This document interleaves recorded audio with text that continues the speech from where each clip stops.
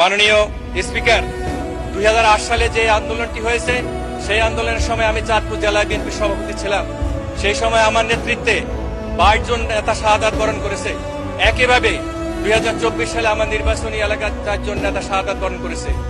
দুইটি শাহাদাতের বিষয়ে দুই রকম রিওয়ার্ড করা হয়েছে।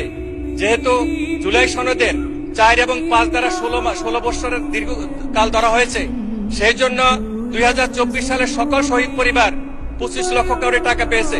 কিন্তু যে সময়ে আমরা আন্দোলন করেছিলাম সেই সময় 22 জন নেতা আমার এলাকায় শাহাদাত বরণ করেছে, কিন্তু তাদের পরিবার কষ্ট ক্লিষ্টে জীবনযাপন করে। আমি আজকে মহান সংসদে অনুরোধ করব সকল শহীদকে সমমর্যাদা দিয়ে একইভাবে 25 লক্ষ টাকা দিয়ে ওই কষ্ট ক্লিষ্ট পরিবারগুলিকে সহযোগিতা করার জন্য।